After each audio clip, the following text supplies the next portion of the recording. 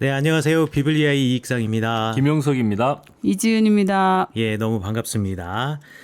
지난주에 우리가 이제 녹음을 하려고 왔다가 녹음을 못하고 네, 철원의 투어를. 네, 철원 투어. 철원 투어. 재밌었어요. 그렇죠. 철원에 네. 살고 있는 사람만 들어갈 수 있는 민통선 지역을 들어가서 또 귀한 분이 오셨기 네. 때문에 특별한 경험이지. 녹음보다 더 중요한 일을 김영석 하느라. 목사님 사모님이 함께 오셔서 오늘은 녹음이 중요한 게 아니라 철원에 오셨기 때문에 철원만의 또 매력을 보여드려야 된다. 그리고 그날 날씨가 왜 이렇게 좋아. 그런 그렇죠. 날은 어디 뭐 들어가가지고 녹음하는 게 아니에요.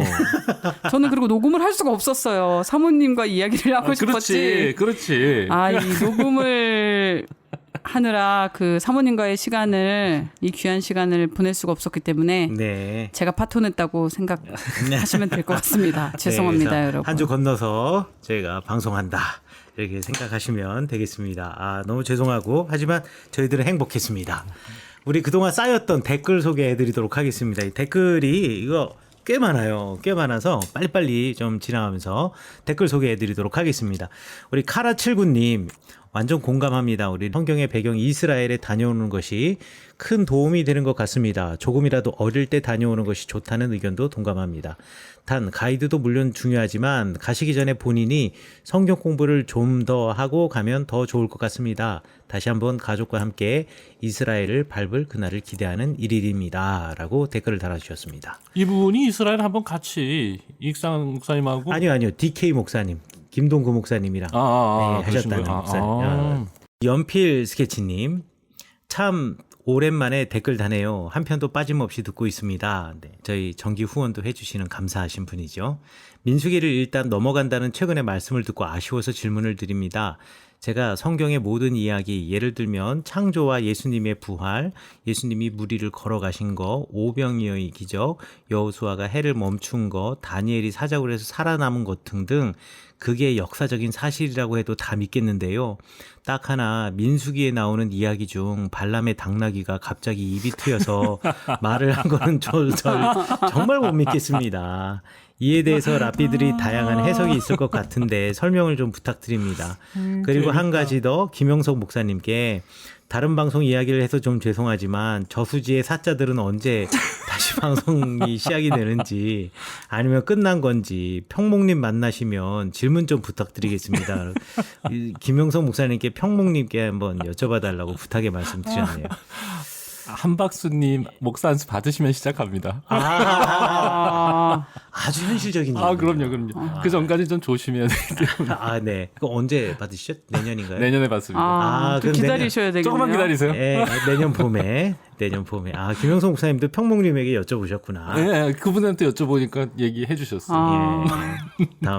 다음 주랜다. 내년 봄이라고, 잠정적으로 빠르면 내년 봄이라고 합니다.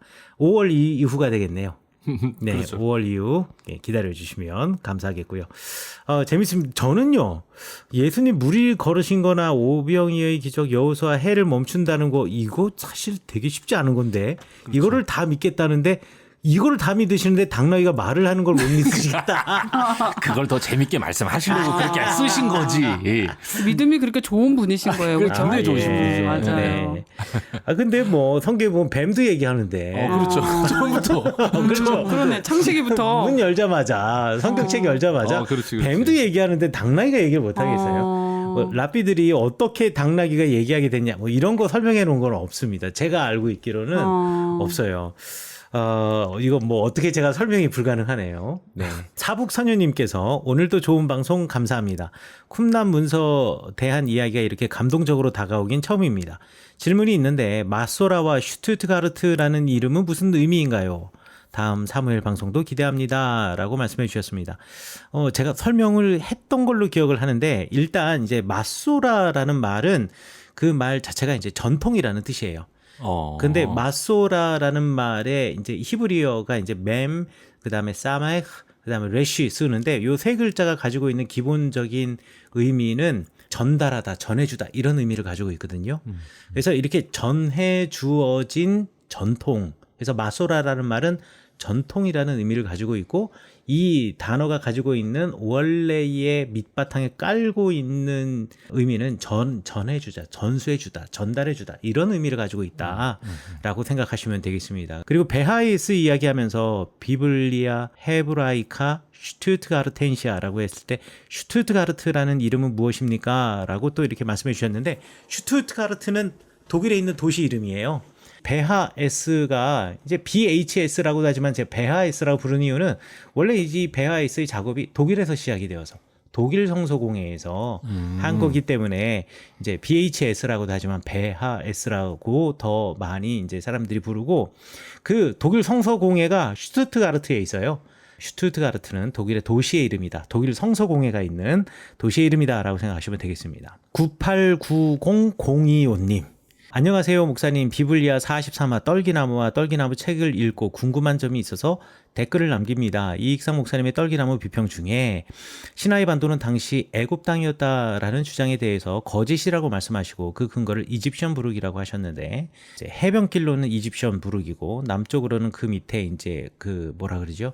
군인들이 남쪽 시나이 반도 아래쪽으로서 다 빠져 나와 가지고 이제 본토를 지키는 일들을 하였다. 뭐 제가 그렇게 말씀을 드렸던 기억이 나요.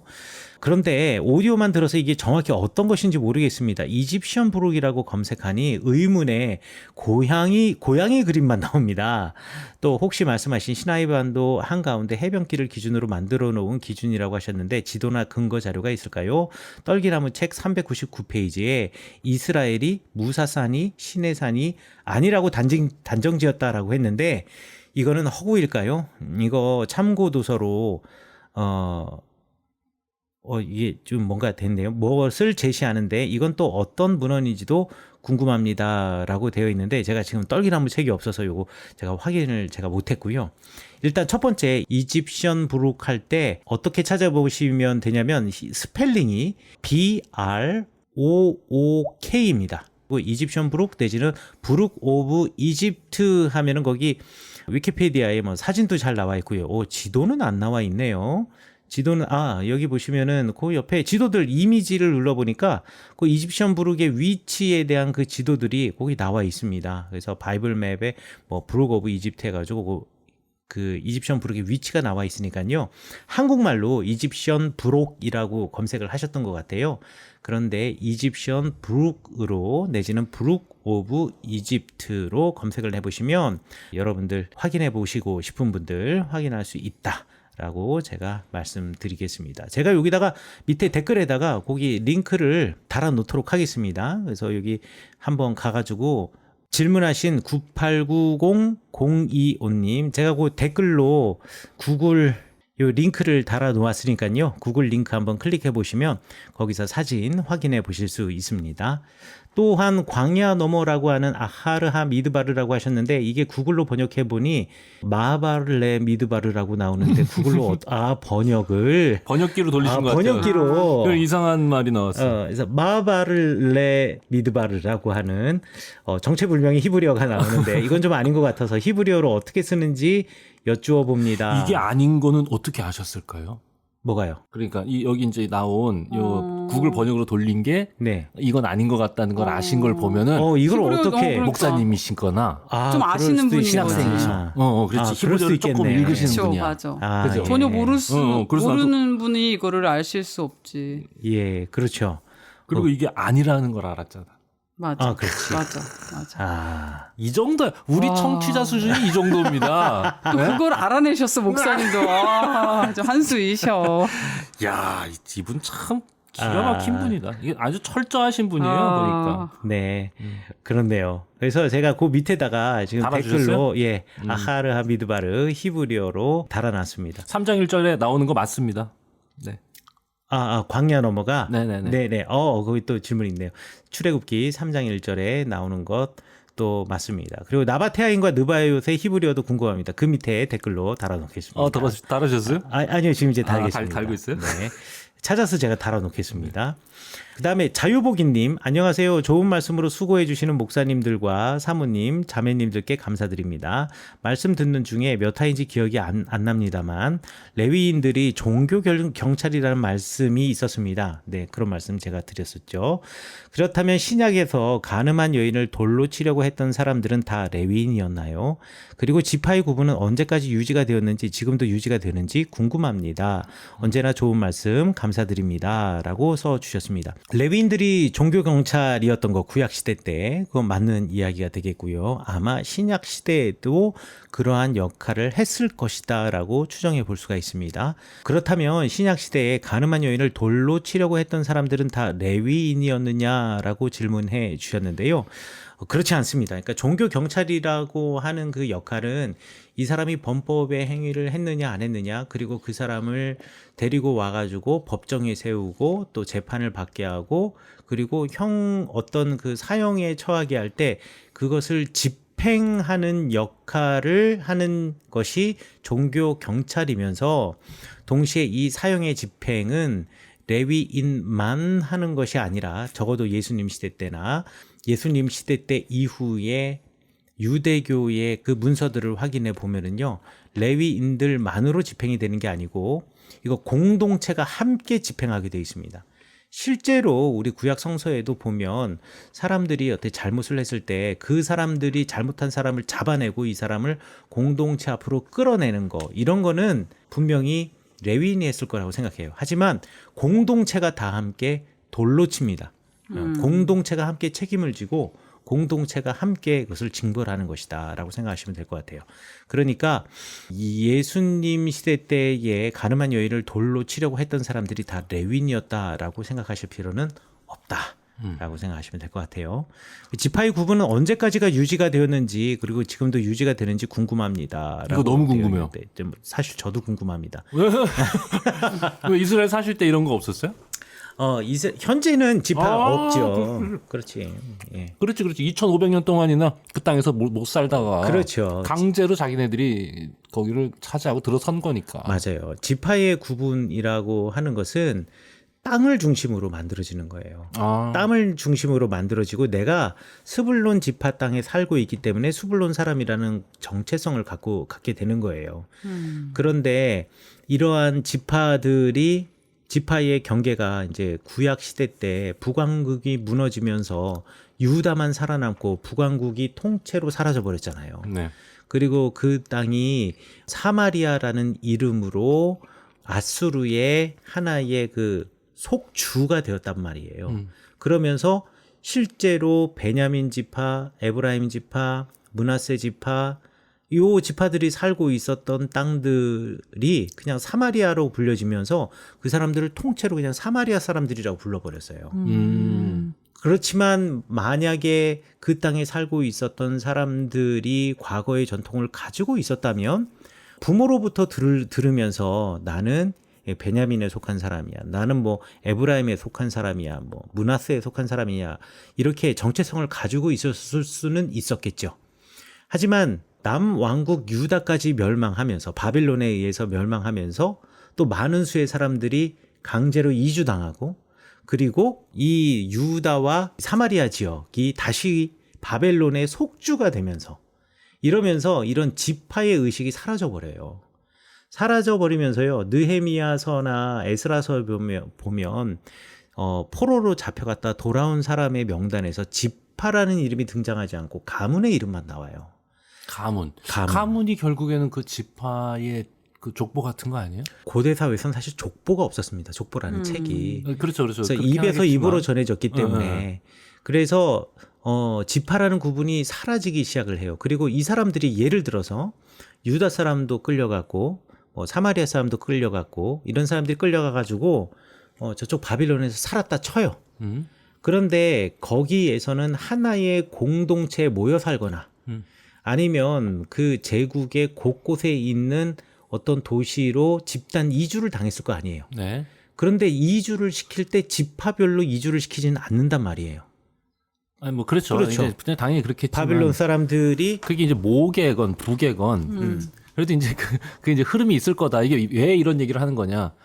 포로기 이후에 지파 개념이 조금 좀 희석이 된 거에 대해서는 이해가 되는데 그래도 그 여전히 이어졌다고 하는 근거가 신약에 그렇죠. 다윗의 자손에서 예수가 납니다. 네, 맞아요. 이게 이제 그러면 여기까지 이제 그게 요거 그러면 유다네. 요거 그렇죠. 이렇게 이제 계산이 떨어지는 거지. 네, 맞아요. 그리고 그 유다 사람들이 살던 지역에 요셉이란 사람이 방을 구했으면 당연히 방을 내줘야 되는 게 당시의 전통이었다. 뭐 이런 기록들도 있고. 이제 요런 근거들을 볼 때 요게 굉장히 희박하지만 네. 아주 좀 미약하게나마 남아있지 않았겠느냐. 이제 요런 가능성을 보려는 거라고 생각합니다. 이 질문하시는 분이. 네, 정말 근데 김영석 목사님이 아주 중요하고 좋은 질문을 해주신 거예요. 왜냐하면 우리가 12지파 중에 사실 10개 지파가 날아갔어요. 북왕국에 의해서. 그렇죠. 그럼 끝까지 남아있어서 자기 정체성을 갖고 있었던 지파는 어디였느냐?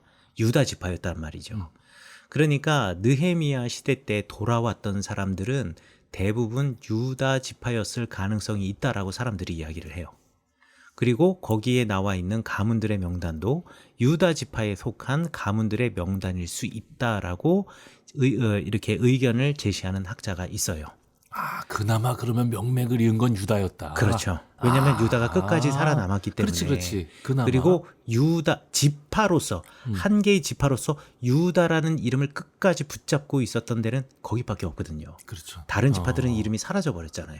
그러니까 북왕국으로 나뉘어지면서 이스라엘이라는 이름으로 위에 10개의 지파는 그냥 뭉뚱그려져 버렸고 그리고 나중에는 갈릴리 지역과 사마리아 지역 그다음에 저 골란 쪽에 뭐 아우란티스 뭐 이런 지역들로 작은 지역들로 계속 다 갈라져 버렸기 때문에 지파의 개념이 거의 다 희박하고 사라졌는데 그나마 끝까지 붙잡고 있었던 지파는 유다 지파였을 것이다. 이제 좀 명쾌해졌습니다. 그렇죠. 그러고 보니까 그 요셉이 이제 유다 지파 가문의 인물이다라는 것만 성경에 기록됐을 뿐 그 이후에는 요셉은 아니죠.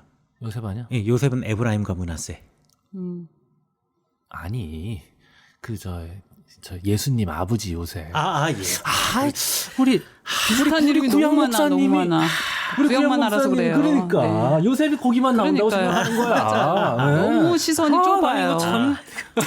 그렇습니다. 좀 그런 면이 많아갖고 제가 얼마나 답답하신지 아시겠죠? 그러니까 이제 신약 성경에 그렇죠. 그 예수님 아버지 요셉이 예. 그 유다 가문, 다윗의 가문이었다는 것만 기록할 뿐 그 이후에는 네. 지파에 대한 거론보다는 네. 오히려 종파에 대한 거론이 등장하는 사두개파, 바리새파, 에세네파. 요렇게 이제 오히려 그 구분이 좀 달라지는 듯한 느낌이 듭니다. 맞아요. 지역 구분이 아니라 그렇죠. 예, 교리 구분으로. 맞아요. 구분으로. 그리고 이제 바울 같은 경우엔 자기 스스로 베냐민 지파라는 정체성을 가지고 있긴 하였죠. 그러네. 또 바울도 자기가 베냐민이라고 알고 있어. 그렇죠. 그래서 이제 거기에 대해서 의문을 이제 표시하는 사람들이 있어요. 왜냐하면 과연 베냐민이? 그렇죠. 왜냐하면 다소 지역에 살았다고 한다면 타르수스라고 하는 지역이 소아시아에 있는데 소아시아 지역에 있는 유대인이 스스로 자기를 베냐민 지파라고 자기 정체성을 가질 수가 있었을까? 이런 의문을 표시하는 사람도 있다. 라고 생각하시면 돼요. 그걸 진짜 의문으로 제기하니까 진짜 의심스러워지는 거예요. 왜냐하면 베냐민은 거의 말살된 족이거든. 그렇죠. 여자밖에 거의. 안 남았어. 그리고 또 이리저리 힘이 강할 때는 북왕국, 남왕국이 힘이 강할 때는 유다에 네. 왔다 갔다 하면서 막 흡수되어진 지파였기 때문에 쉽지는 않았을 것이다라고 이제 의문을 제기하는 사람이 있다라는 것까지만 말씀드릴게요. 단지 이제 그 이후에 이제 벌어지는 모든 설명은 우리 김영성 목사님의 개인적인. 아니 진짜 그게 되게 의심스러운 게 바울의 원래 이름이 사울입니다. 네. 구약에 나오는 사울이 베냐민 지파입니다. 그렇죠. 그러니까 이게 그 맥락에서 전 더 이상 얘기 안 하겠습니다. 저도 얘기 안 하겠습니다. 자, 여기까지. 우리 위험해. 여기까지 하겠습니다. 예. 우리가 뭐 확실하게 말할 수 있는 거 없기 때문에. 나중에 한 박수 불러다가 그렇죠. 했습니다. 나는 뭐 느낌이 와. 느낌이야. 네. 우리 이분 때문에 재미난 상상을 해봤네요. 네, 재밌는 상상. 그럼 현대 지파 구분이 있느냐? 없습니다. 없다. 현재 네, 지파 구분 없는데 뭐 한 10년 전인가요? 뭐 베냐민 지파 출신의 뭐 유대인 목사가 뭐 이렇게 막 기적을 일으키고 뭐 이런 거 있었잖아요. 계속 베냐민이 그렇게 등장하네. 사자죠 이런 거. 들리는 말씀 울리는 마음 Welcome to the 비블리아 열리는 성서 알리는 방송 Radio 비블리아 Radio 비블리아 다음 질문 와이즈주님. 먼저 이익상 목사님 너무 죄송합니다. 존경하는 목사님의 성함을 뒤바꿔 적은 줄을 꿈에도 생각하지 못했네요. 오래전 팟캐스트를 하시기 전 저 역시 페북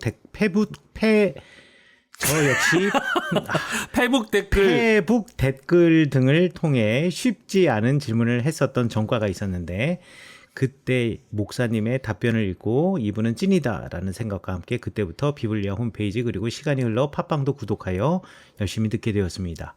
김영석 목사님처럼 100번 넘게 밥을 사드리지는 못해서도 마음만은 저도 질문이 있을 때마다 목사님께 연락해서 배우고 싶은 심정입니다. 제가 해외에 있어서 그럴 기회가 오기 쉽지는 않겠지만 언젠가는 꼭 뵙고 싶네요. 해외에 계신 분이시네요. 이번 화에서 사모님의 나눔과 김영석 목사님의 정의가 아니라 품이라는 말씀 역시 제게 너무 큰 울림이 되었습니다. 항상 은혜로운 말씀과 인사이트에 감사드립니다. 목사님의 글과 방송은 제가 궁금했던 질문과 오랜 세월 제가 입고 있던 믿음의 이름을 가장한 맹신이라는 갑옷을 깨트리고 하나님의 진리에 대해 더 깊이 질문하며 나아가는 것이 잘못된 것이 아니라는 깨달음을 주셨습니다. 사모님께서 두 분의 헌신에 비해 많은 분들이 듣지 않는 이 방송에 열정을 쏟고 계시는 두 분 목사님의 모습을 보고 안타까워 하셨는데 목사님의 열정이 아니셨으면 이 방송을 듣고 계신 분들 몇몇 분들은 그 갑옷에서 헤어나오지 못했을 것입니다. 바쁘신 중에서도 방송을 위해 헌신해 주셔서 다시 한번 감사드립니다. 이익상 목사님의 성경 개관이 나오는 그날까지 우리 청취와 기도로 응원하겠습니다. 감사합니다. 야, 이러면서 저도 이 책이 기다려집니다. 평생 이 책은 얼른 써보세요. 뭐 바깥에 나가서 맨날 농사만 짓지 마시고 우리 애들이 아빠의 직업은 무엇? 그러면 애들이 농부요 이러던데 요즘에. 그래서 55,000캐시 후원해 주셨어요. 너무 감사합니다. 잘못 누르신 것 같은데요? 너무 큰 금액이라 깜짝 놀랐습니다. 5,000캐시를 누르시려고 그러시다. 환불이 안 됩니다. 아이고. 이 아름다운 시스템. 그러게요. 감사합니다. 진심이 나와버렸어. 뮤즈 라이프님, 이거 뮤즈 라이프라고 읽어야 되나요? MUZ 라이프라고 되어 있습니다. 뮤즈 라이프라고 저는 일단 읽겠습니다. 안녕하세요. 처음부터 정주행하고 있는 청취자입니다. 창세기 마치고 특집편이 시작되었는데 32, 33화가 누락되어 있어서 댓글을 남깁니다. 33화 첫 부분에서 언급하시는 것 같긴 한데 32, 33화도 다시 올려주실 수 있을까요? 라고 질문해 주셨는데요. 32, 33화 제가 지금 확인 안 해봤는데 아마 저희가 이 특집 때 창세기 끝나고 나서 몇 분 박사님들 모시고 우리 그거 삭제한 거예요? 거기서 왜 제가 기억하고 있기로 김민석 박사님 교수님 그 글이 방송이 녹음이 너무 제가 잘못 실수하는 바람에 맞아. 그때 날라갔어요. 날렸습니다. 올렸다가 내렸어요. 예, 그래가지고 이거 도저히 안 되겠다 싶어가지고. 기억납니다. 네, 가끔 손가락이 아니야. 음질이 다 녹음해놓고 이거 뭔가 세팅을 잘못해놓은 거예요. 초반 그런 것처럼 맞아요. 그러니까 마이크가 어떤 건 연결돼 어떤 건 연결 안 되고 막 이래가지고 아무리 오디오를 끌어올려도 도저히 들을 수 없어가지고. 네네. 그래서 죄송합니다. 제가 그거 그 파일도 없습니다. 그냥 살릴 수 없는 파일이었나 보다. 죄송한 말씀 전해드립니다. 무함마님, 안녕하세요. 지나간 방송 중에 팔레스타인 어원이 블레셋과 다르다라고 말씀하시면서 설명하신 것을 들었는데 지나가며 들어서 다시 기록하고 정리하고 싶은데 언급하신 화를 찾지 못하게 되겠습니다. 혹시 기억나시는 분들은 댓글 달아주시면 감사하겠습니다. 또 정말 많은 자료들, 제가 최근에 산 어떤 구약학 교수님의 책에서도 블레셋에서 기원했다는 말을 또 언급하시던데 혼란스럽습니다. 라고 질문해 주셨습니다. 팔레스타인과 블레셋을 우리가 분명히 이렇게 구분해 두셔야 됩니다. 네.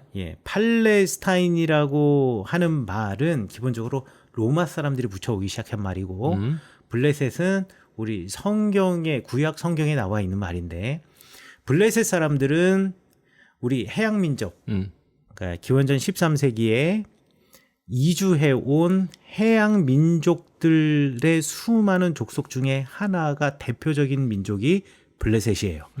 그리고 그 블레셋 중에 여러분들이 잘 알고 있는 골리앗도 있는 겁니다. 그런데 이 블레셋이라고 하는 지역이 역사 속에서 어느 순간 사라져 버립니다. 네. 사라져 버리면서 이 블레셋의 정체가, 이 블레셋 사람들이 어떻게 됐는지 우리가 알 수가 없어요.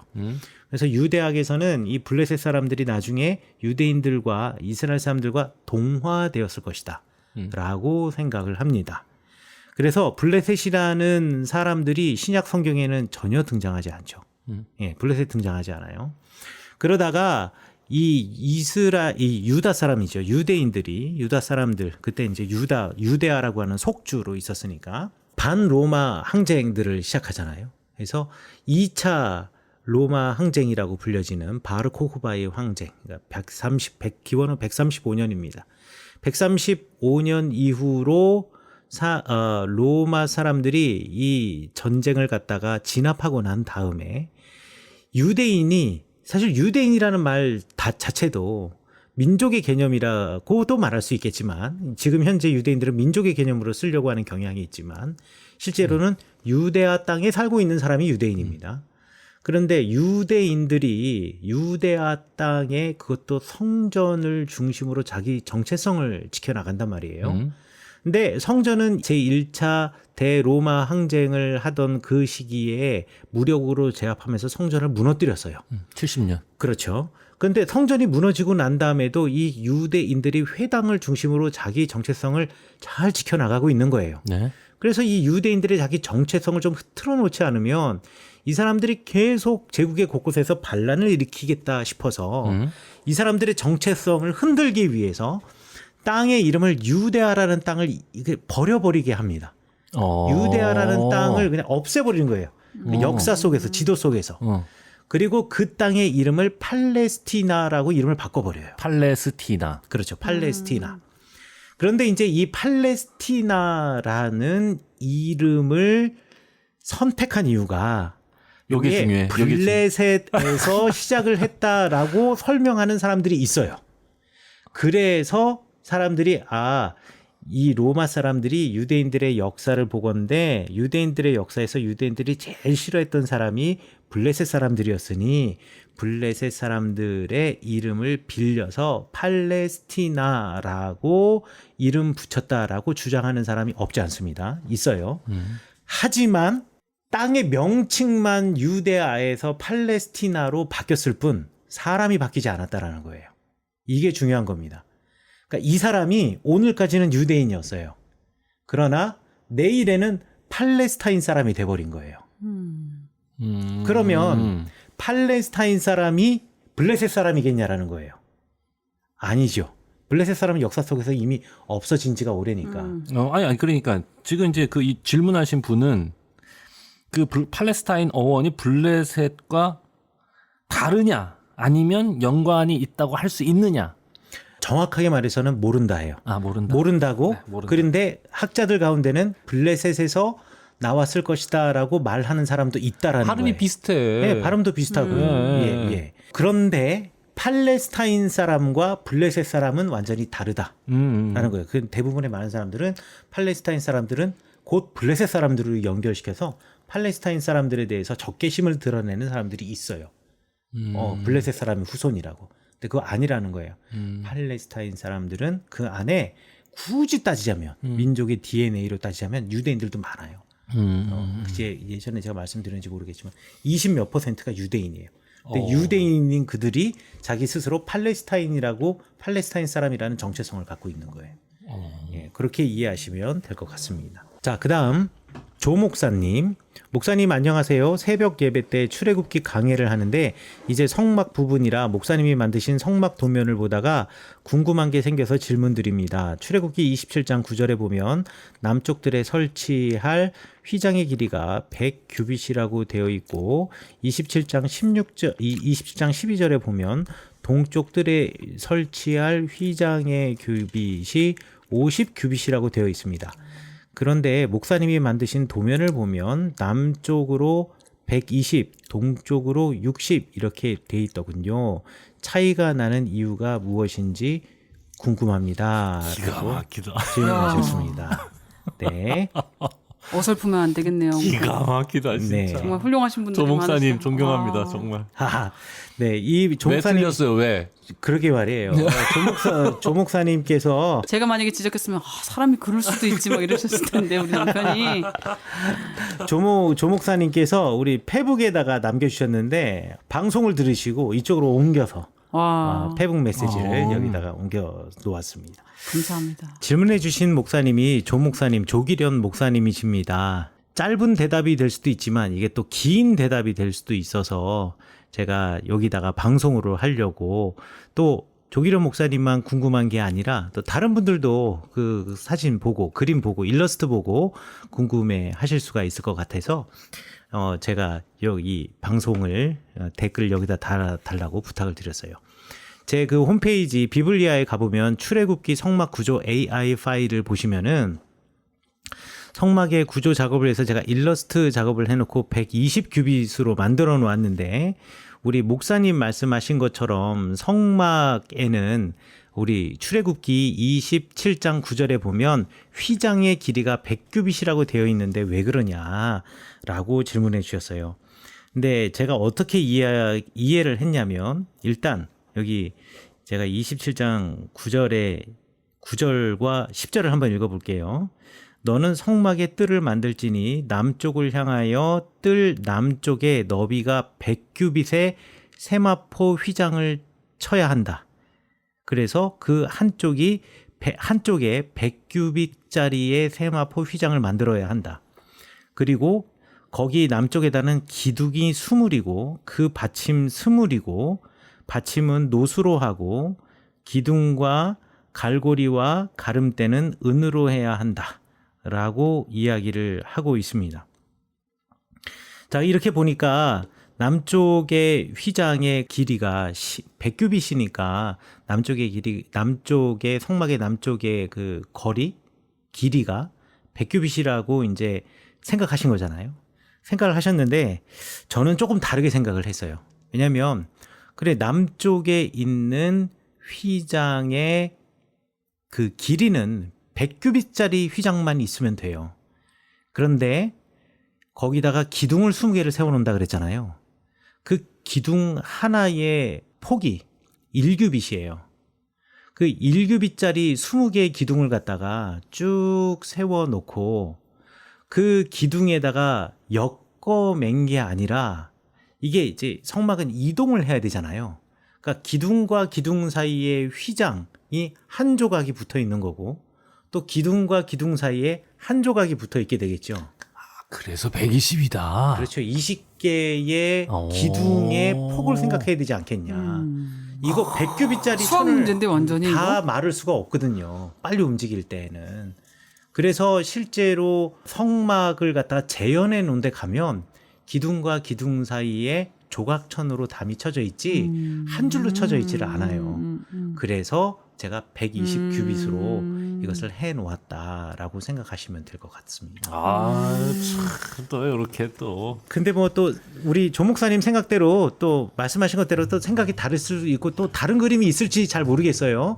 한번 찾아봐 주시고 다른 그림이 있다 그러면 아 이렇게도 볼 수 있겠구나. 네, 그리고 목사님 같은 경우는 성막을 실제로 봤으니까 기둥과 기둥 사이에 천이 그렇게 조각으로 쳐져 있다고 봤으니까 그렇게 생각하셨을 거고 상상을 한 거죠. 그러니까 보지 않으셨으면 또 조 목사님 같이 그렇게 생각하실 것이 충분히 뭐 가능하죠. 충분히 가능하니까. 근데 이제 다른 그림이 혹시 다른 의도로 그려진 그림이 있는지는 제가 잘 모르겠는데 한번 찾아보시면 제가 저 하기 전에 좀 찾아봤는데 성막 그림이 특별하게 어떻게 그림이 좀 자세하게 나와 있는 그림이 특별하게 없더라고요. 그래서 제가 그런 식으로 해서 이해를 했다라고 좀 생각해 주시면 감사하겠습니다. 자, 어니어니맘님. 저는 아무래도 세 분의 케미를 정말 좋아하나 봅니다. 너무 재밌게 잘 들었습니다. 공식적인 경로를 통해 질문을 달라는 이야기는 목사님 바로 옆에서 보시는 이지은 사모님이시기에 할 수 있는 멘트이고 자신의 위치를 분명히 하기 위함이며 애들러 상황을 정리해 주는 것 역시 진짜 친한 친구 김영석 목사님이시기에 하실 수 있는 멘트였던 것 같습니다. 빛이 났습니다. 제가 독특한 건지 그 부분이 제일 인상 깊었답니다. 그리고 정의보다 품위, 마음에 새겨 놓겠습니다. 마지막 부분에 이야기하신 하나의 맥으로 관통하는 것의 문제와 한계도 참 다가왔습니다. 그게 은혜롭고 권위 있어 보일 수 있지만 오히려 성경의 메시지를 훼손할 수 있다는 부분에 대해서도 격하게 공감합니다. 작년 12월 비블리아 처음 알게 된 후 정말 1일 2화 이상 쉬지 않고 들었는데 최근 건강상의 이유로 한동안 못 들었답니다. 오늘 다시 비블리아를 들으니 몸과 마음도 생기가 충전되는 것 같습니다. 정주행 완료가 코앞입니다. 이 방송 누가 들을까 하는 이야기가 오늘 방송 종종 나왔는데 저처럼 숨은 팬, 숨어 있다기엔 이제 팬심이 너무 드러냈나 싶은 팬들이 있다는 것 기억해 주시고 이런 좋은 방송 들을 수 있게 해주시는 세 분 모두 정말 감사드립니다. 라고 말씀해 주셨습니다. 진심으로 감사드립니다. 너무 감사드립니다. 힘주시는 말이죠. 네네, 그렇죠. 네, 정말 건강하세요. 건강이 최고더라고요. 네. 카라79님, 세 분 역시 진짜이십니다. 대화 중 빠져드는 것은 물론 은혜와 찔림까지 주시니 말입니다. 성경을 그냥 읽으면서 질문도 별로 없더라고요. 저만 그럴 수 있겠지만 성령 하나님과 함께 할 때 질문도 생기고 더 알고 싶어지고 그런 게 아닐까 하는 마음이 들었답니다. 백회 식사권 이야기는 서로를 아끼시는 마음이 너무 아름다웠습니다. 개인적 연락처는 모르지만 후에 알게 되더라도 질문은 공식적으로 해야겠구나 하는 마음이 너무 감사합니다. 네. 정의보다는 품위. 이 말이 다들 너무 좋으셨다. 그러니까 얼마나 멋있어. 이거는 김영석 목사님만 하실 수 있는 말씀이야. 난 너무 은혜가 됐으니까 네. 정말. 역시라는 생각한 게 은깔이잖아요. 은깔. 아니 그리고요 여러분 아셔야 되는 게 저 지금 쉬는 시간마다 정말 김영석 목사님께 신앙 상담 간간히 하고 있어요. 그 시간이 아니었으면 제가 어디 가서 신앙 상담을 할까 할 정도랍니다. 정말 김영석 목사님 감사드립니다. 예. 정의보다는 품위 역시라는 생각과 함께 제 뒤도 돌아보고 앞도 생각하게 하였답니다. 네, 하나님 자녀다운 품위를 가졌으면 좋겠다. 있는 자가 베풀 수 있는 아량과 나보다 받는 상대를 먼저 생각해야겠다라는 마음에 행복한 시간이었답니다. 그리고 국제성서박물관에는 너무너무 잘 다녀왔습니다. 예정대로 혼자였는데 친절한 안내분이 이런저런 설명해 주시며 돌아볼 수 있었고 차후 혼자서도 한 번 더 돌아봤답니다. 앱이 깔아지지 않아서 임미영 선생님도 만날 수 있었고요. 찐을 만나셨습니다. 그런데 오신이 깔아지는 기적이. 그분이 또 미라클 워커네요. 다양한 성경을 보면서 인쇄술이 엄청난 발전이구나 싶었어요. 필사분들이 너무 정교해서 놀랍기도 하고요. 사실 그런 성경 볼 기회가 별로 없었으니까요. 그렇게 성경의 역사에서는 많은 이들이 애쓰고 애써서 여기까지 나에게 성경이 왔구나 하는 마음에 감사했습니다. 아직 모국어 성경이 없는 곳들을 위해서 일하시는 많은 선교사님들을 생각하며 중보하게 되었습니다. 네, 시편 23편 말씀 들어보는 것도 너무 신기했고 해석할 수 없지만 많은 나라의 말로 하나님을 찬양할 수 있음이 너무 좋았습니다. 라고 말씀하셨고요. 그리고 성경마을 또 이스라엘 생각하게 했고 또 히스기야 시대 때 터널에서 발견되어진 그 글씨까지 해가지고 많은 우리 고고학적인 그 체험들 너무 재미있었다라고 말씀해 주셨습니다. 아이들이 너무 즐거워할 것 같아요. 어릴 때 성경의 눈으로 보는 즐거움을 알게 된다면 너무 좋을 것 같습니다. 쓰다 보니 너무 길어졌는데 아무튼 강추입니다. 강추라고 하셨고 가시기 전에 꼭 국제성서박물관 앱을 깔고 보고 듣고 가는 것도 참 좋을 것 같습니다. 이렇게 말씀해 주셨습니다. 참 목사님 그곳에서 향유 옥합 보았는데 너무 작더라고요. 그것이 300데나리온 정도 한다고 알려주시던데 그렇다면 그것으로 예수님을 닦아드린 건가요? 양이? 이렇게 물어보셨는데요. 그건 저도 잘 모르겠습니다. 또 궁금한 거 생기면 공식적으로 질문 드릴게요. 오늘도 감사합니다. 라고 글 남겨주셨습니다. 감사합니다. 모나미 153마리님 안녕하세요. 오랜만에 댓글 남기네요. 유튜브로 보다가 영상이 올라오지 않기에 마냥 기다리고 있었는데 팟빵은 신경을 쓰지 못하고 있었네요. 이스라엘 하나님을 이긴 자보다 하나님을 본자로 해석하는 것이 야곱의 당시 상황에서 보다 적합한 의미가 되는 것 같습니다. 하나님 보좌를 흔드는 기도 등등 하나님이 그런 분이 아니신데 하나님에 대한 이상한 껍데기를 하나 씌워놓은 것은 아닌지, 이것이 첫 번째 계명을 어기는 것은 아닌지 하는 생각이 들었어요. 즐거운 주말 되시고 많은 정보 공유할 수 있는 방송 되기를 기도드립니다. 모두 건강하세요 라고 말씀해 주셨습니다. 너무 감사합니다. 사북선유님, 저도 남자인지라 사모님께서 여성의 시각을 알려주셔서 새로웠습니다. 목사님들처럼 엘가나의 말이 멋있고 좋게 느껴졌는데 한나의 입장에선 전혀 아니었군요. 어떤 교수님인지 기억은 안 나지만 사무엘의 탄생 이야기가 사실은 사울의 탄생 이야기인데 이름만 바꾸어 사무엘로 바뀌었다는 해석이 있다고도 배웠습니다. 그 교수님도 이거다라고 한 것은 아니고 이런 해석도 있다라고 하셨는데 가능성이 있는 건가요? 라고 질문해 주셨는데 이렇게 말하는 주석책이 있어요. 그렇게 주장하셨던 이제 성경 연구학자들도 있었다라고 제가 말씀드리겠습니다. 사무엘이 레위인이다 아니다 하는 논란이 성경에도 있는데 그 이유가 성전 봉사 때문인가요? 아니면 나중에 사울 왕 당시 제사를 주관하는 일 때문인가요? 라고 물어보셨는데 요거 성전 봉사 때문에 그렇습니다. 자, 그리고 오늘 아니면 다음번에 할 내용이 아마 나오지 않을까 싶어요. 수미원님, 두 목사님과 사모님 항상 방송 감사합니다. 이런저런 구글링 하다 보니 흥미로운 것을 검색하게 되어 질문을 드립니다.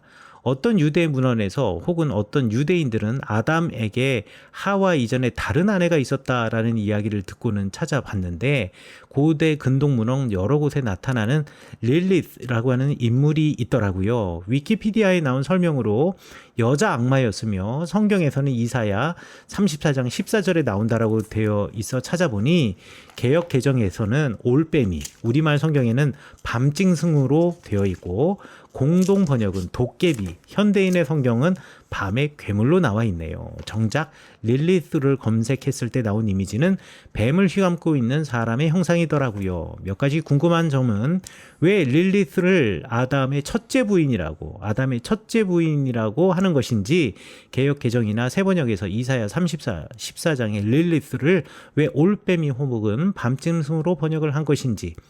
근데 사실 문맥상으로는 짐승이 나온 것이 맞아 보이긴 하고, 그리고 최근 어떤 학자는 릴리스가 여자 악마가 아닌 단지 부정한 동물을 말하는 것이다 라고 하는데, 그렇다 해도 굳이 올빼미나 밤짐승으로 번역이 된 이유는 모르겠습니다.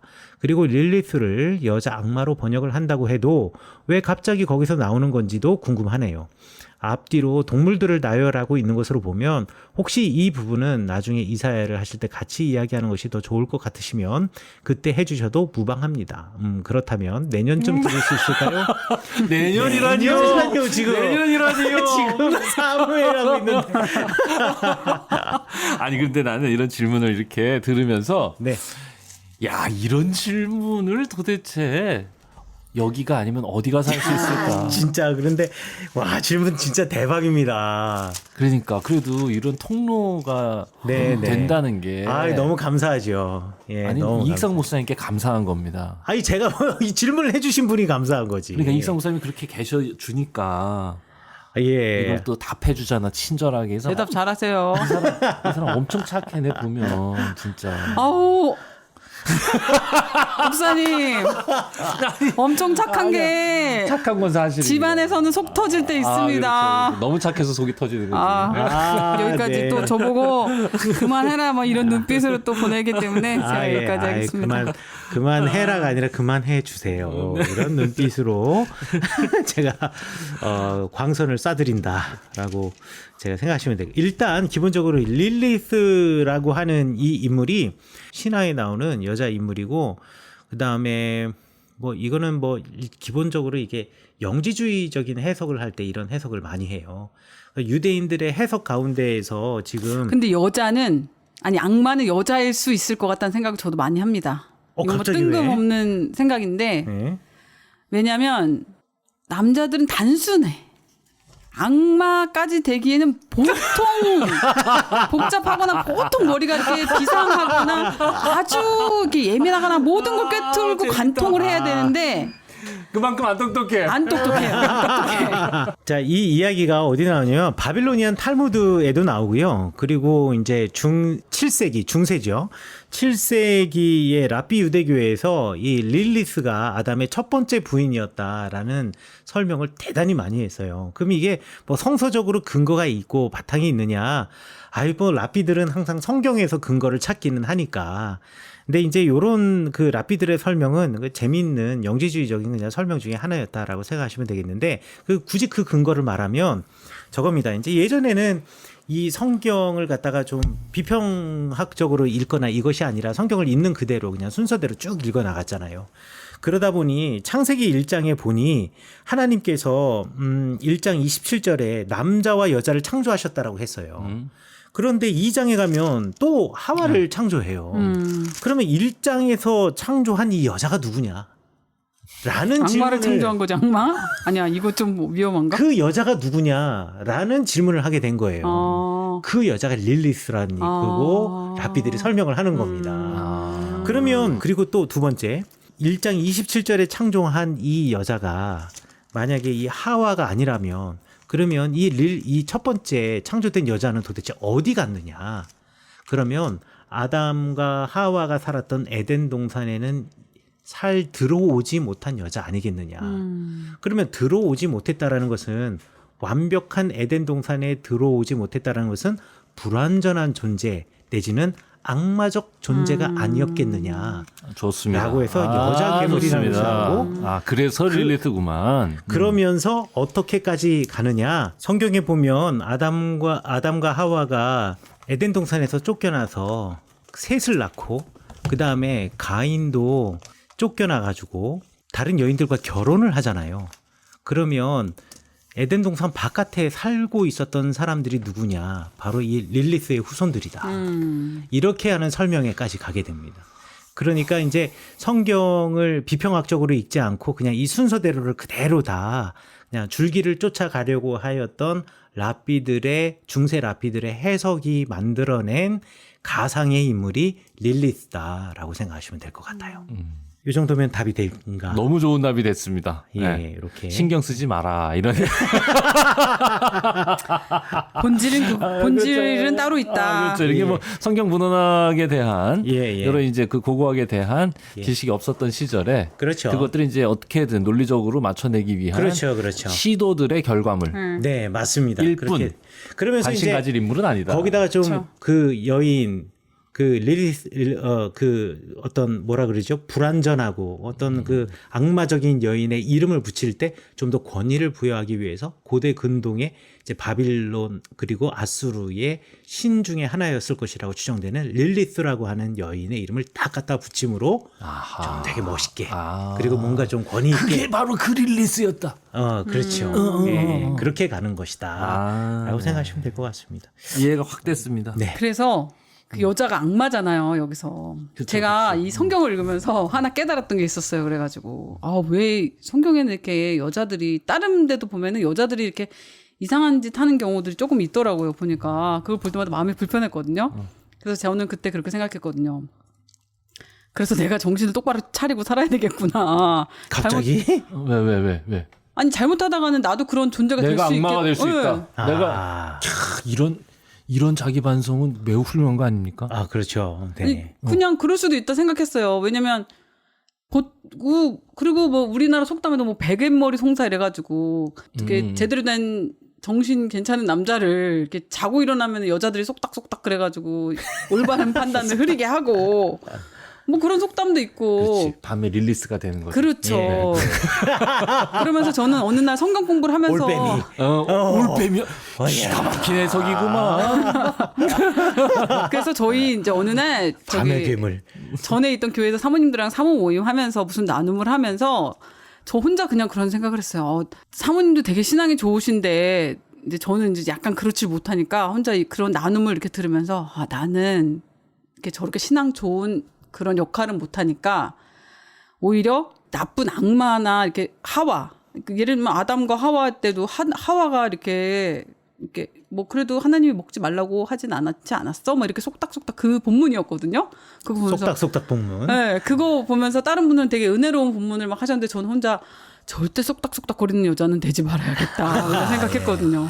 근데 오늘 너무 그거 좋습니다. 이렇게 하면서 그날 혼자 제가 생각했던 거 이렇게 떠올랐어요. 절대 그런 존재는 되지 말게 해주세요, 하나님. 이지은 사모님이 진짜 믿음이 좋은 분이야. 왜 그러세요? 저 네? 얼마나 유치한데요. 아니 자기 확신이 강한 걸 믿음이라 말하지 않고 저는 자기 반성, 자기 성찰이 깊은 것을 저는 믿음이 좋은 것이다. 왜냐하면 하나님의 눈이라고 하는 거, 우리가 진짜 하나님 앞에서 산다고 아까 그런 표현을 썼는데 하나님 앞에서 산다고 하는 건 하나님의 눈으로 나를 보면서 사는 거거든요. 이거를 그냥 심리학적으로 말하면 자기 성찰, 자기 객관화, 자기 반성이에요. 그러니까 저는 진짜 믿음이 좋은 사람, 하나님 앞에서 사는 사람은 자기 성찰이 깊은 사람, 잘 되는 사람. 그런데 자기 성찰이 안 되고 자기 확신만 가득한 거는 진짜 불신앙. 하나님 앞에 사는 게 아니고 오히려 자기 욕망. 그 욕망을 뒷받침해줄 자기 확신을 갖고 사는 사람들이 자꾸 자기가 믿음이 좋다고 말하는 그게 문제다. 네. 너무 세게 얘기했나? 네, 저도 아니요, 이렇게- 뭐 저- 요 정도 괜찮죠? 요 정도. 요 정도 네. 우리 방송의 수위는 요 정도까지는 정도까지는, 요 정도까지는 또 이해됩니다. 예, 그렇죠. 네, 네. 여기가 경계선. 경계선 정도 됩니다. 엘리야수님께서 목사님이신 것 같아요. 엘리야수 목사님께서 이거는 유튜브에다 댓글을 달아주셨습니다. 그래서 욥기의 엘리후, 지난번에 이제 엘리후에 관한 이야기를 하면서 엘리후가 하나님께 책망받은 적이 없다라고 이제 김영성 목사님께서 말씀하시고, 또 엘리후를 아주 이상적인 우리 전도자로 이렇게 말씀해 주셨는데, 제가 아니라고, 엘리후 똑같은 사람이라고, 배운 식자, 똑같은 사람이라고 제가 이야기를 했는데, 제가 그 이야기를 들으시면서 우리 엘리야수님께서 마음이 좀 불편하셨던 게 아니었던가. 그래서 엘리야수님께서는 이제 하나님께 엘리후가, 욥기에서 엘리후는 하나님께 책망받은 적이 없다라고 말씀하시면서 본인께서 예전에 쓰셨던 페이퍼셨던 것 같아요.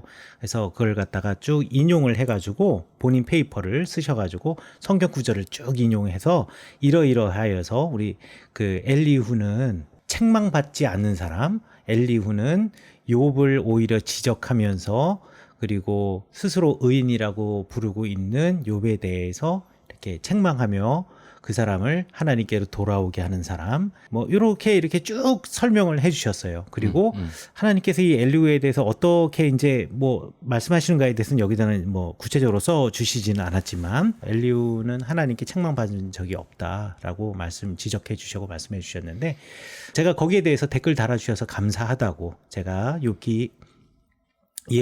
그 엘리후를 보는 입장이 여럿이 있는데, 여럿 중에 제가 동의하지 않는 것에 대해서 이렇습니다라고 이야기할 때 너무 단정적으로 얘기했다. 전통적으로 엘리후를 긍정적으로 해석하는 것도 있고 그렇지 않은 것도 있는데, 그렇지 않은 것만 맞는 듯한 뉘앙스로 제가 이야기한 것 같다. 아니면 거의 뭐 우리 이익성 목사님 이제 그런 일은 거의 없는데, 예. 저도 이제 그때 그 방송 분위기가 이제 생각이 납니다. 그때 네. 이제 막 재밌어가지고 서로 막 티키타카 하던 중에, 네. 아이 그 사람들 다 저 먹물 꼰대라고 이제 이렇게 하는 이제 그런 분위기였었던 거, 뭐 그런 거 정도만 예. 이해해 주시면 네. 그래서 감사하겠다. 이야기 흐름에 따라서 가는 방송인지라 하나하나 다 뜯어서 그거 크리틱하시면은 우리가 방송을 하지 못합니다. 그럼요, 넓은 마음으로 넓은 이해해 마음으로 주시기를. 이해해 주시기를 제가 부탁드리고, 또 목사님께서 이제 방송에 대해서 부탁을 해 주시는 것은 또 이런 그 성경 해석을 하면서 문서적으로 내지는 우리가 흔히들 말하는 이제 고등 비평이라고 이야기하는 이런 비평의 방법으로 해주시는 것도 좋지만, 복음주의적으로 해석을 해주어야 되지 않겠느냐, 그것도 필요하지 않겠느냐라고 또 지적을 해주셨는데, 근데 저는 무식한 사람으로서 예. 미술을 볼 때 저는 애들한테도 얘기하거든요. 조각을 볼 때 어디서 보느냐에 따라서 기억하는 게 다르잖아요. 그쵸, 그런 것처럼 정형화된 액자에다가 놓고 딱 보는 것보다 그 환조라 그러죠. 제가 어떻게 표현할지를 모르겠는데 사방에서 다 볼 수 있는 그런 미술 조각품 같은 방송이 됐으면 좋겠어요. 이 비블리아가.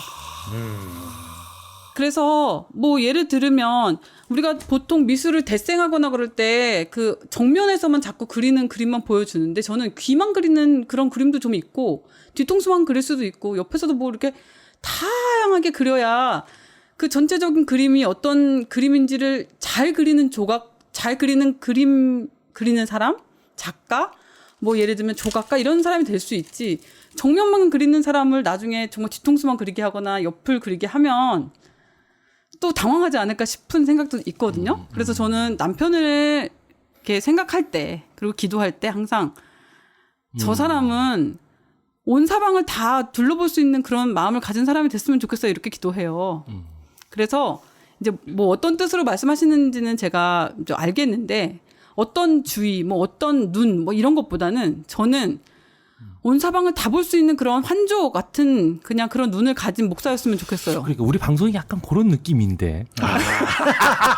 그러니까 약간 그런 느낌. 왜냐하면 우리가 아주 딱딱하게 얘기하지 않으면서 네. 정보를 제공하고 정보도 네. 굉장히 네. 고급 정보입니다. 굉장히 고급 정보를 얘기하는데 우리는 아주 별거 아닌 것처럼 네. 막 깔깔거리면서 네, 네. 얘기하기도 하고 네. 진지하게 인생에 대해서도 성경에 대한 해석으로도 이제 저희는 나름 노력하고 있는 부분이거든요. 맞아요. 네. 그런 것 이제 같아요. 우리가 너무 뭐 완벽할 수는 없기 때문에 네. 이제 그런 아쉬움들을 표현하신 아이. 것이다. 네. 네, 그래요, 이 정도로 맞아요. 우리가 네, 네, 받아들이고 감사하게 생각하는 게 좋을 것 같습니다. 네, 엘리야수 목사님께서 아주 좋은 말씀 많이 해주셨는데 제가 아주 달갑게 받아들이면서 그렇습니다. 좀 이해해 주십사. 네, 저희의 방송을 그런 복음주의적 설교의 재료로 사용해 주시기를 부탁드리는 네, 걸로. 그러면 더 빛이 아멘입니다. 나겠죠. 아멘입니다. 네. 아, 좋습니다. 여기 보 소파 우리 집에 있어 의자로 소파로 침대로 여기 보는 편안해 여기 보러 힐링해 여기 보러 모두 행복해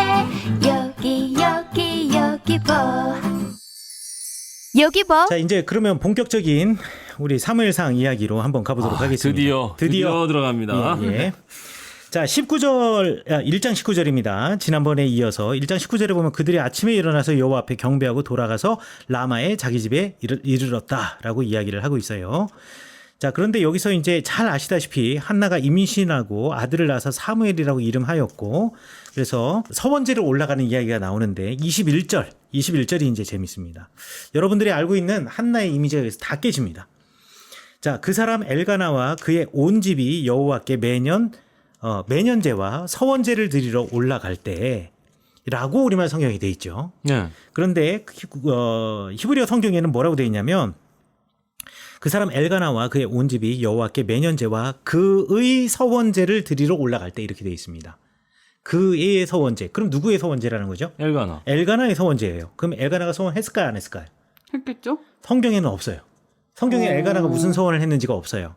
그러나 사실 민수기 30장 7절 이하의 그 서원에 관한 율법에 보면 아내가 서원을 했는데 그것을 들은 남편이 그날 즉시로 그 서원을 물을 수도 있고 그렇지. 물으지 않을 수도 있어요. 물으지 않으면 그 아내의 서원을 그대로 인정해 주는 거예요. 네. 그러니까 여기서 그의 서원이라는 표현을 썼다는 얘기는 엘가나가 한나가 한 서원의 기도의 내용을 들었다는 얘기지. 네. 사무엘을 하나님께 드리겠습니다. 네. 그리고 그것을 갖다 인정했다라는 얘기예요. 그러니까 이것도 일종의 엘가나의 서원이 될 수 있다라는 거예요. 그래서 엘가나는 그 서원을 기억하면서 서원의 제물을 드리려고 지금 올라가는 거예요. 여기까지 전혀 문제가 없죠. 네. 자, 그런데 뭐라고 돼 있냐? 22절에 오직 한나는 올라가지 않았다. 오. 왜 올라가지 않았을까? 드리고 싶지 않았나? 딩동댕 이렇게 생각한다는 거죠. 사실 한나에겐 드리고 싶지 않은 마음이 있지 않았을까? 막상 아기를 보고 나니까 마음이 달라진 거지. 아기를 그렇죠. 갖고 싶었을 때의 마음과 막상 아기를 낳고 나니까 마음이 달랐을 수도 있을 것 같아요. 그렇죠. 이거 중요한 표현이다. 자, 그렇지 않다라고 말하는 사람도 있지만 실제로 서원제에 관한 이야기를 하면서 이 이야기를 지금 제가 설명한 것처럼 말하는 사람들이 있다라는 거예요. 그래서 한나가 사실 올라가기 원하지 않아서 안 올라갔던 거 아니냐. 저 때는 시기야. 엄마가 정하기 나름이에요. 그쵸. 지금 몇 살인지 안 나와 있잖아요. 사무엘이. 네. 그런데 한나가 뭐라고 했냐면 아직 아이 젖대는 시기가 되지 않았다. 아이를 젖대거든 내가 그를 데리고 가서 여호와 하나님께 뵙게 하고 거기서 영원히 있게 하겠다 하면서 주저하는 한나의 마음이 여기 드러난다라는 거예요. 그러면 한나가 주저했는지 안 했는지 어떻게 알 수 있을까? 여기에 결정적인 말이 나와요. 엘가나가 여기서 신앙이 더 좋아요. 23절에 보면 남편 엘가나가 그에게 이르되 그대의 소견대로 좋은 대로 일단 하라. 근데 여기서 소견이라는 말이 당신의 눈에 사사기에서 많이 나왔던 단어 그렇죠. 아니에요? 사사기에서 당신의 눈, 사람의 눈은 항상 불완전한 눈이에요. 하나님의 눈에 보기 좋은 대로 하는 것이 아니라 자기의 눈에 보기 좋은 대로 하는 거예요. 한나가 이 말을 했을 때 엘가나가 이게 옳지 않다라는 것을 감을 잡은 거야. 그래서 당신의 소견에 좋은 대로 하라고 일단은 이야기해요. 그러면서 그를 젖대기까지 그래 기다리라고. 하지만 그 다음에 엘가나가 뭐라 얘기하느냐? 오직 여호와께서 그의 말씀대로 이루시기를 원하노라. 그러니까 너의 생각에는 지금 올라가기 싫지. 그래. 네 마음이 이해해. 엄마의 마음이 그렇지. 그러나 꼭 기억해. 여호와께서 그의 말씀대로 분명히 이루실 거야. 너 이루어야 돼가 아니에요.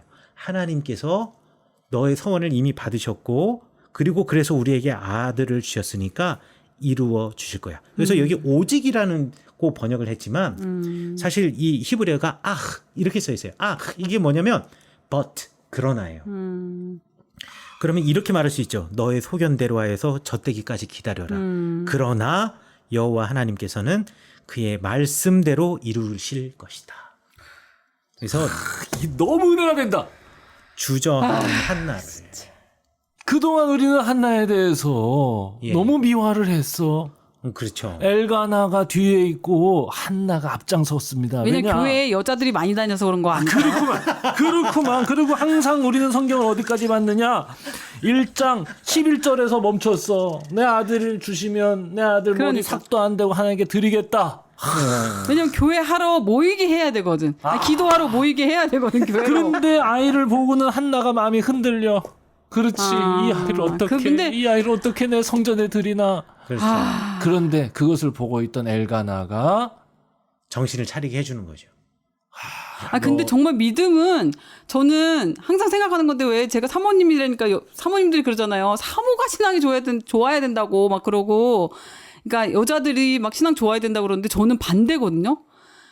집안의 신앙은 남자들이 지키는 것 같아요. 남자들이 맞아요. 흔들리기 시작하면 이거는 집안 다 정말 흔들립니다. 집안 말아먹는 맞습니다. 일이에요. 예. 근데 제가 이거 보면서도 제가 어저께도 그렇고 오늘도 그렇고 남편이랑 막 했던 대화들과 남편의 마음을 상하게 했던 그런 것들이 생각이 나면서 내가 아무리 이렇게 막 바람에 흔들리는 그러니까 진짜 막 풀처럼 막 이렇게 나풀나풀 거려도 한 사람이 중심을 잡고 있으면 아닙니다. 되는구나.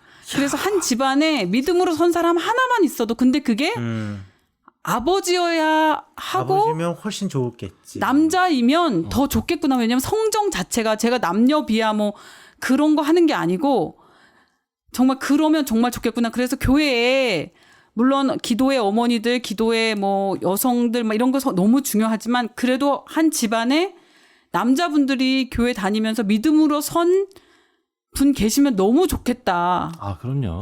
그럼요. 그 생각이 네, 그럼요. 들어요. 지금 갑자기 분위기가 지금 이익상 목사가 지금 엘가나 되는 분위기. 아니에요. 그거는 아니고요. 지금 약간 내 중간에 그렇진 껴가지고 지금 않습니다. 내가 이거를 내가 그건 동조를 해야 되는 거야 지금. 그 얘기를 안 했으면 지금 듣는 사람이 그러니까 알아서 상상할 텐데 하는 바람에 아니라고 딱 끊어버리잖아. 나 지금. 그러니까 사람 하나 정말 네 그렇게 한 사람을 믿음으로 한 사람이 그렇게 이렇게 서기가 진짜 힘든 것 같아요. 그러니까 한나 신앙도 없지 않잖아요. 그럼요. 한나 신앙 근데 너무 이렇게 아름다워. 수는 없어요. 근데 이렇게 마음이 변할 수도 있다는 거. 그럼요. 진짜 신앙 좋은 사람도 흔들릴 수 있는 거. 그럼요. 그럼요. 흔들릴 수 있죠. 흔들릴 수 있죠. 근데 그 옆에 누가 있느냐. 맞습니다. 시편도 보면 뭐 전부 다 신앙 흔들리는 그렇죠. 신앙 좋았던 사람들의 고백이에요. 네. 그렇네. 시편은 다 그렇지. 신앙 좋았던 사람의 고백이네. 다 힘들어해. 하나님 어디 있냐고 맞아요, 사람들이 맞아. 그런다고. 하나님 좀 거의 넘어질 뻔했다고. 뭐 이런 얘기. 맞아. 그러니까 한나가 딱 지금 그런 상황이었다. 네, 맞아요. 네. 그런데 다시 한나를 네. 하나님 앞에 세운 이가 있었으니 그럴 엘가나. 때, 맞아. 그렇죠. 야, 이거는 교회에서 우리 목사님들 맞아, 예? 진짜. 남편의 역할. 진짜 중요할 것 가장의 같아, 역할. 진짜. 이거 설교하셔야 되는 거야. 엘가나 맞아요. 보라 말이야.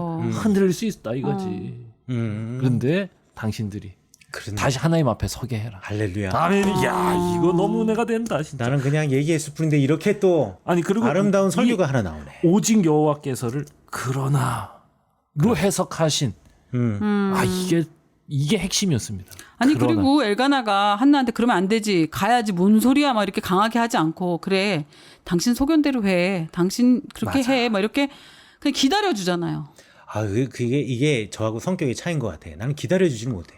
아니 이렇게 약속했잖아. 가야지. 근데 엘가나는 진짜 기다려주고 그래서 양육을 아내가 정말 젖될 때까지 살짝 기다려줘. 기다리다가 기다려 실제로 기다려. 예, 기가 막힌 기다려줘. 사람이야. 예. 왜 당신도 기다려주긴 하지. 엄청 기다려주지. 도덕 선생님 같이 자꾸 나한테 계속 잔소리하면서. 도덕 선생님 같은 얘기를 해서 내가 속이 뒤집혀서 그렇지 기다려주긴 하지.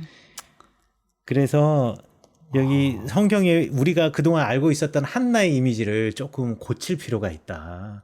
고칠 수도 있다. 이렇게 우리가 생각을 해볼 수 있다라는 거죠. 한나도 흔들릴 수 있다. 그렇죠. 예. 쓰면 또 이게 중간에 이게 흐름이 싹 가버리는데. 나 쓰지 말라고. 편집을 잘 하시면 됩니다. 네. 왜 자꾸 너 쓰냐고. 그렇지. 나한테 또 정신 차릴게. 자, 근데 요렇게 이해를 하면 한나의 기도도 이해가 바뀌어져요. 우리 한나의 기도하면 온전한 한나가 사무엘을 얻고 난 다음에 그 기쁨을 노래한 그 기도가 한나의 기도라고 생각하잖아요. 그 2장에 나오는 거 아닙니까? 그렇죠. 2장에 나와 있는 한나의 기도. 그런데 한나의 기도를 자기 반성으로 볼 수가 있어요. 자, 2장 1절 봐요. 다시 한나가 기도해요. 내 뿔이 여호와로 말미암아 높아졌습니다. 내 삶이 정말 아들을 낳았으니까 힘 있는 존재 됐습니다. 그치. 결국 서원이 이루어졌으니까요. 이렇게 이야기를 주님처럼 거룩한 이가 없습니다. 3절에 심히 교만한 말을 다시 하지 말 것이며 오만한 말을 너희 입에서 내지 말지어다라고 노래하는데 사실 이 노래를 하면서 한나는 누구를 생각했을까? 자기를 생각했을 수 있다라는 거죠. 내가 교만한 말을 내뱉었다라는 거죠. 내가 분명히 서원을 해서 주님께 드리겠다라고 했는데 사무엘의 탄생에 대해서 감사하고 기뻤지만 드리는 것 앞에서 주저했던 나. 이게 그러면서 나 젖될 때까지 기다릴게요라고 했던 이 말들이 이거를 떠올렸을 거라는 거죠. 그래서 여호와는 지식의 하나님이시라 행동을 달아보시느니라. 여기서 갑자기 누구 행동을 달아보겠어? 한나의 기도에서 한나가 갑자기 행동을 이야기하고 왜 생뚱맞게 이런 이야기를 하겠냐라는 거예요. 자신의 행동과 자신의 말을 되돌아보면서 그렇지. 하나님이 이런 분이지. 나를 이렇게 세워주신 분이 하나님이지. 그런데 내가 그렇게 살지 못했네. 내가 내 서원을 나 스스로 패할 뻔했네. 결국은 서원을 지켜나가면서 하나님을 찬양할 수밖에 없네 하는 기도가 한나의 기도가 될 수 있다는 거예요. 아멘입니다. 이건 너무 어마어마합니다.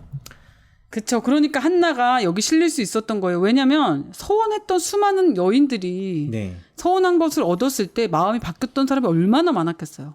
그리고 그냥 서원했던 걸 잊어버리고 얻은 것으로 만족하며 그냥 살고 그냥 잊혀져 갔을 텐데 한나는 그냥 잠시 흔들렸지만 네. 그렇죠. 잠시 흔들렸지만 다시 자신을 하나님 앞에 서게 한 남편의 도움으로 네. 그렇죠. 남편을 통해 일하신 하나님의 은혜로 하나님 앞에 돌아와 네. 그의 눈으로 하나님의 눈으로 자신을 돌아보면서 자기를 반성하는 거예요. 아멘. 그겁니다. 그쵸. 그거. 이게 흐름이에요. 이게 흐름. 갑자기 한나의 기도가 2장에 뚝 떨어져 나올 이유가 없잖아요. 맞아. 그리고 여기 왜 이런 말을 왜 했을까? 그렇죠. 그러니까 여호와는 죽이기도 하시고 살리기도 하시고 수월에 내리기도 하시고 거기서 올리기도 하시고 가난하기도 하시고 부하기도 하시고 낮추기도 하고 높이기도 하시다. 이게 하나님이 이렇게 힘있고 능력이 있으신 분이고 이런 하나님께서 내게 모든 것을 주셨는데 내가 이거를 잊어버리고 내 힘으로 내 의지로 그리고 내 마음으로 이거를 서원했던 내 서원의 기도를 내가 그냥 패하려고 하였구나 라는 거. 이거에 대한 반성의 기도, 반성의 노래가 한나의 기도라고 보면 이 흐름에 아주 부드럽지 않을까. 그러니까 믿음이 있었던 여자인 거예요. 그냥 만약에 그냥 서원했는데 이루었던 걸 갖고 받고 그냥 말았으면 그냥 하나님 아닌 다른 대상에게 빌었던 수많은 그냥 빌고자 하는 것에 멈춘 다른 것과 뭐가 다를 바가 있겠어요. 그런데 한나는 신앙이 있었던 거죠. 하나님을 향한 경외함, 하나님을 두려워함, 그런 게 있었던 정말 믿음이 있었던 사람이 아닐까. 그리고 엘가나가 그 중요한 역할을 해줬던 사람이고, 그러니까 저는 부부는 똑같다고 생각하거든요. 남편이랑도 항상 하는 말인데, 남편은 저한테 항상 우리는 다르잖아. 당신은 뭐 무뚝뚝하지만 나는 뭐 자기는 부드러운 사람이고 뭐 이렇게 말을 해요. 근데 그거는 뭐 성향의 차이고 겉에서 보면은 부부는 똑같은 거예요. 그러니까 부부가 서로 좋은 사람이어야지 좋은 역할을 할 수 있는 거고, 부부 중에 한 사람이 이상하면 두 사람이 다 이상해질 수도 있는 거예요. 아, 그럼요. 저도 완전 그렇게 생각하거든요. 진짜 두 사람이 오랫동안, 저는 이제 이게 결혼 생활도 당연하겠지만 연애할 때도 오래 연애한 사람들, 두 분도 오래 연애하셨죠? 네네. 네, 저도 10년 연애했거든요. 네. 오래 연애한 사람들을 되게 칭찬해주고 높여주는 근거를 제가 뭘 대냐면 10년만큼 성숙했기 때문에 10년 동안 사귈 수 있었다. 왜냐, 둘 중에 하나라도 미숙하면 그 미숙함이 관계를 망가뜨리고 둘을 헤어지게 했을 텐데 서로가 서로를 격려하고 끌어주면서 걸맞는 그 나이에 그 시간에 걸맞는 성숙을 이루어냈기에 여기까지 왔다. 네. 라는 얘기죠. 실제로 저는 부부들도 살아가는 시간만큼 양쪽이 다 그 연령에 혹은 그 연륜에 어울릴 만한 성숙을 이루지 못하면 가정 무너진다고 봅니다. 그렇죠. 맞아요. 그리고 두 사람이 그렇네. 같이 성숙해 갈 수 있도록 진짜 하나님께서 도와주시고 은혜 주시기를 기도하는 게 그 가정의 제일 중요한 기도 맞아요. 제목이어야 된다고 그렇네요. 봐요. 맞아요. 그렇네요.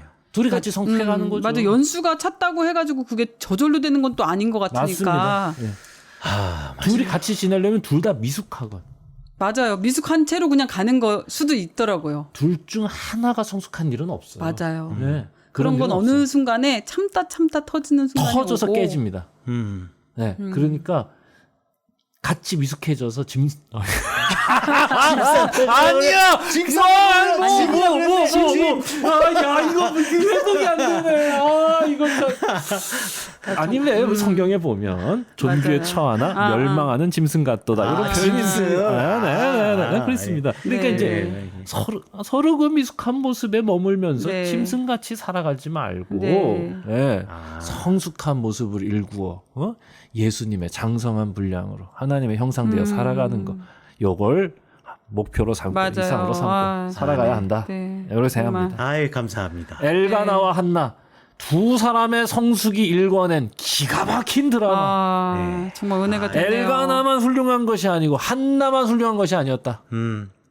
한나도 엘가나도 모두가 다 불완전하지만 완전을 이루게 하시는 하나님의 은혜를 힘입은 자들이다. 맞아요. 아멘입니다. 서로가 서로에게 이야, 그런 이렇게 또 존재가 은혜롭게 돼야 또 돼. 결말을 정말. 내주시네. 오늘은 여기까지 해야 됩니다. 그렇죠. 더 가면 안 돼. 감사하네요. 왜냐면 네. 이 뒤에 바로 이제 한나의 이 은혜로운 이야기가 끝나면서 갑자기 불쾌한 이야기가 시작됩니다. 엘리의 두 아들들의 그러니까 이야기. 요거는 다음 시간에. 여기까지. 너무 즐거웠습니다. 너무 너무 감사합니다. 감사합니다.